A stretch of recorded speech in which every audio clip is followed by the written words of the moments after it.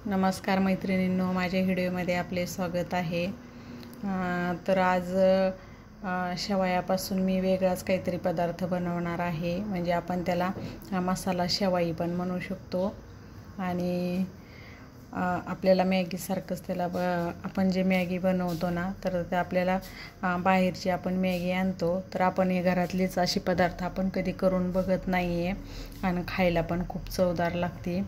त्याच्यामुळे आपण आज घरातच तुम्ही मॅगी पण आणायचं विसरता आणि मॅगी खायची पण विसरता, एवढी ही टेस्टी लागतं।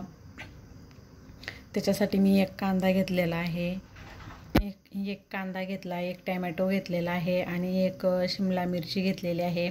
कांदा पण असा बारीक कट करून घ्यायचा आणि मी थोडेसे 2-3 पाकळ्या लसूण आणि हिरवी मिरची, 2 हिरव्या मिरच्या आणि 2-3 पाकळ्या असं लसूण, ते पण असा कट करूनच बारीक कट करून घेणार आहे। आता कांदा कट करून घेतला, टॅमॅटो पण कट करून घ्यायचा, कारण तुम्ही मुलांना पण असं बनवून दिलं ना, आता म्हणजे खायला आपल्या घरचंच पौष्टिक पण असतं आणि बनवायला पण आपल्याला म्हणजे काही वेळ नाही लागत, खूप कमी वेळेमध्ये बनलं जातं। आता कांदा वगैरे मी असा कट करून घेतलेला आहे। इकडं गॅसवरती पॅन ठेवून घेतला आणि त्याच्यामध्ये तेल टाकून घ्यायचं।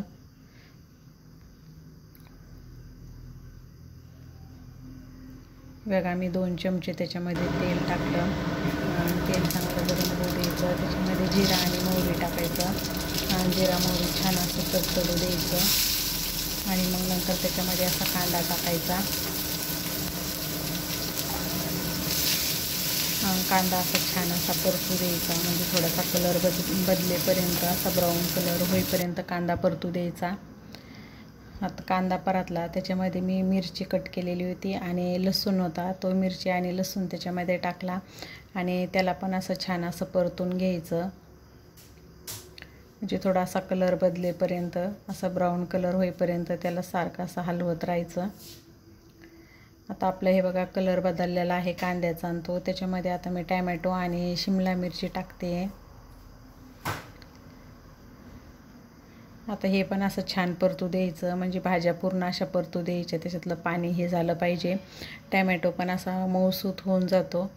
आणि त्याच्यामध्ये टाकले मी थोडेसे शेंगदाणे, कच्चेच आहे, ते भाजलेले नाही आहे। शेंगदाणे टाकून पण असं व्यवस्थित फ्राय करून घ्यायचं, म्हणजे तेलामध्ये असे शेंगदाणे पण तळले गेले पाहिजे। नंतर मी टाकलं त्याच्यामध्ये मॅगी मसाला।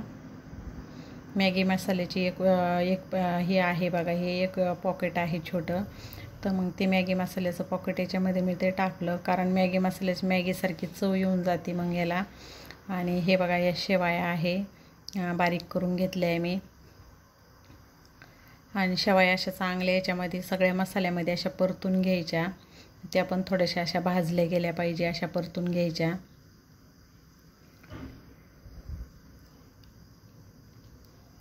हे बघा, आपल्या शेवया पण छान परतल्या गेल्या। आता याच्यामध्ये पाणी टाकायचं, थंड पाणी नाही टाकायचं, गरम पाणी टाकायचं। मी गरम पाणी टाकलं, कारण थंड पाणी टाकलं तर मग हे होईल, ते अशा शेवया अशा मोकळ्या नाही होणार, आणि गरम पाणी टाकल्यानंतर एकदम व्यवस्थित अशा आपल्याला पाहिजे तशा मोकळ्या होऊन जातात। आणि थंड पाण्यानं काय होतं, अशा चिकट बनल्या जातात। झाकण ठेवून थोड्या वेळ असं शिजू द्यायचं त्याला। हे बघा, बरंचसं पाणी त्याच्यामधलं आता आटलेलं आहे। वरतून थोडंच मीठ टाकायचं, जास्त नाही टाकायचं, कारण आपण मॅगी मसाला टाकलेला असतो, त्याच्यामध्ये पण मीठ असतं, त्याच्यामुळे आपण वरतून थोडं टाकायचं, जास्त मीठ नाही टाकायचं।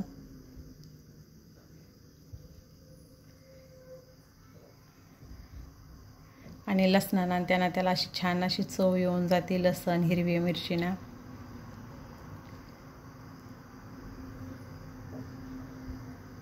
आता याच्यात अशी मी वरतून टाकली कोथिंबीर, कारण मग शिजत आल्यानंतर कोथिंबीर त्याच्यात अशी हिरवी छान दिसते,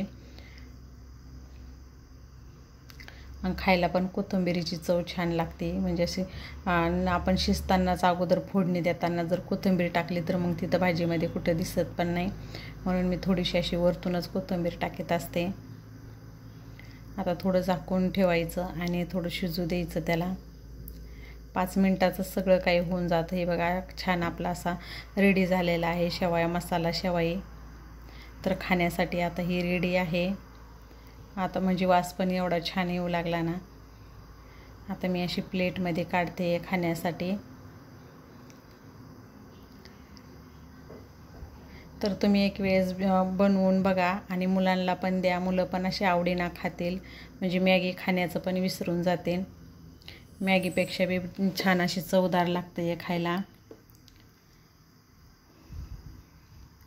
हे बघा.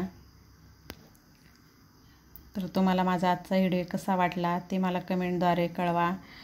जर का तुम्ही माझ्या चॅनलवरती नवीन असाल तर माझ्या चॅनलला सबस्क्राईब करा आणि माझा पूर्ण व्हिडिओ बघितल्याबद्दल धन्यवाद.